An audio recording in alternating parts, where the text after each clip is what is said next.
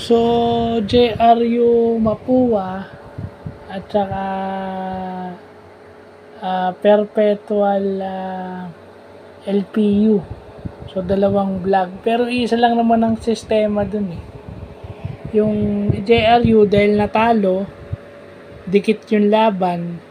So, nag-decide si Coach Louie Gonzalez na pumukpok. Disruptive agad yung ginawa niya. Start pa lang ng game. Although, maganda yung start ng Mapua, pero talaga nahirapan sila. Okay? Kasi itong Mapua is coming from a win. So, medyo relax.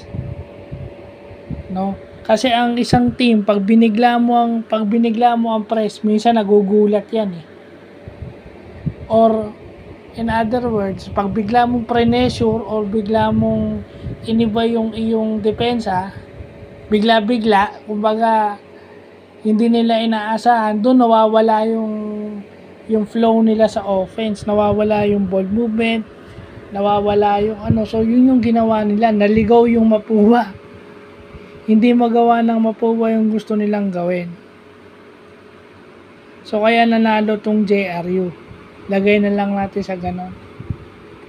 And then itong LPU tsaka Perpetual, itong Perpetual nagmimintes. Isipin nyo kahit na malapit na sa basket, high percentage shot, within the paint, sa loob na ng pintura, o sa loob na ng, malapit na sa ring, within 3 feet o 4 feet ng basket, nagmimintis pa. So kahit sinong player ang ilagay mo dyan, kung ang tira nila ay hindi pumapasok, kasi sinasabi nyo, proven scorer, pero doon sa larong yun o doon sa quarter na yun, kapag hindi siya umiscore, kahit natutukan, wala siyang magiging silbi sa team.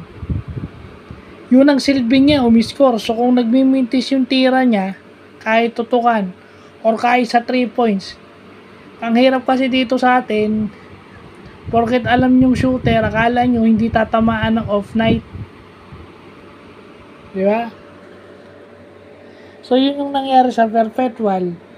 Masyado silang na outwork, out-rebounded, at saka nagbimintis yung tira nila. So ang ginagawa nila buong laro, humabol. Pag ang kalaban mo nabigyan mo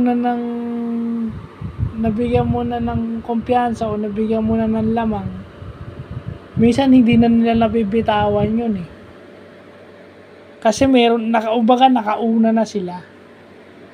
And itong LPU naman kasi is binilisan yung laro. Alam nating mabilis yung laro ng LPU. So pag dikdikan yung laban, ang aasahan talaga nila dyan depensa. Kasi yung kanilang coach na si Gilbert Malabanan is hustle guy nung naglalaro. Naglalaro siya sa PBA, sa NBA noon. Kumbaga defensive oriented na player siya.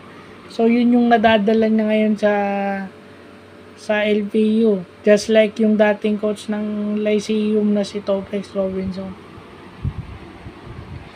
Mabilis yung pace ng LPU. No wonder kung bakit sila nanalo ng 3-0 sila, because of hustle,